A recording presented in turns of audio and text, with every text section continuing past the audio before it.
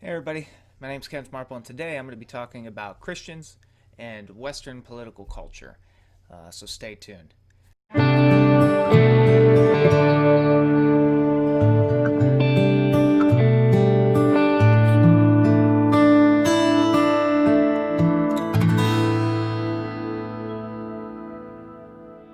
So my primary motivation for doing this pretty short video has been talking to my little brother. Sorry, bro.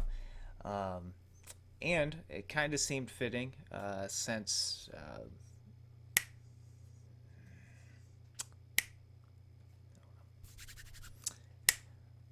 there we go.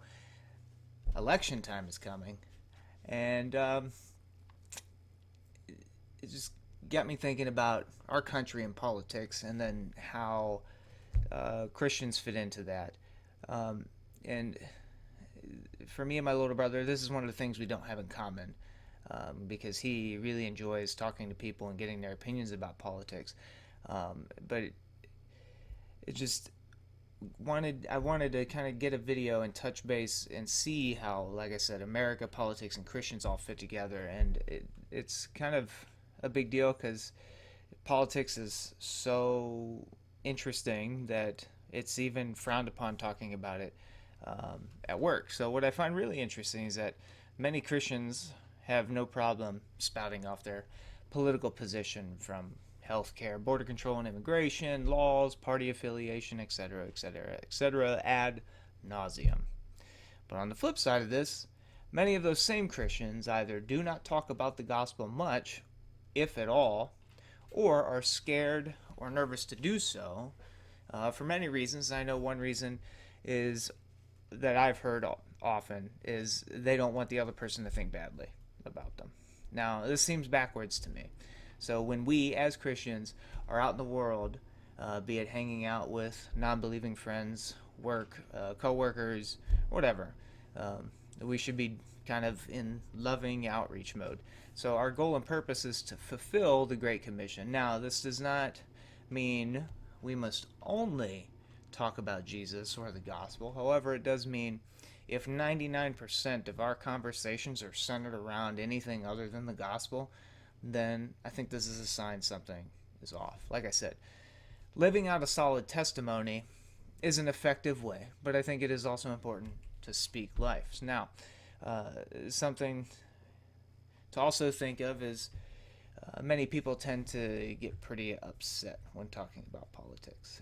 It seems to be a breeding ground for failing to live up to our own Christian ethic. Again, talking about the topic isn't wrong, but it should not be all consuming. Um, but we find ourselves quickly approaching, like I said, election season as presidential candidates battle it out for our votes. It's like a political full moon, and the vampires and werewolves are coming out in droves.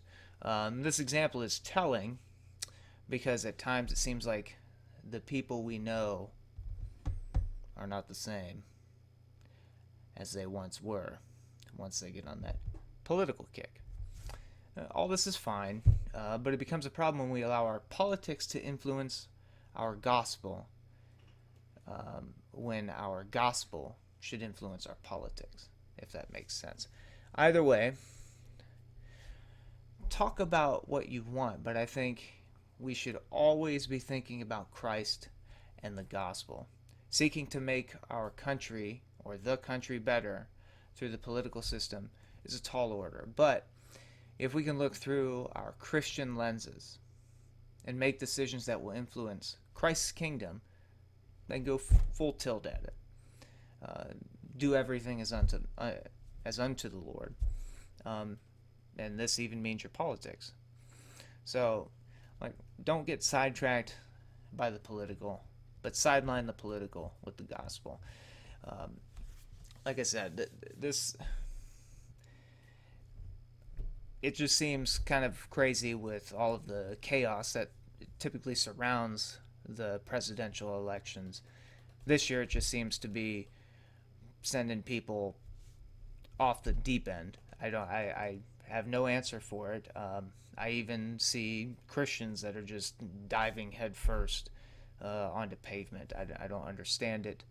They seem more concerned about which candidate is going to win and how big of a piece of crap the other candidate is, when really our focus should be God's kingdom and doing everything we can to influence our culture in a way that would bring glory and honor to God through Christ. And I think reaching people's minds is the best way to do that. I appreciate you watching. Stay blessed and don't go crazy.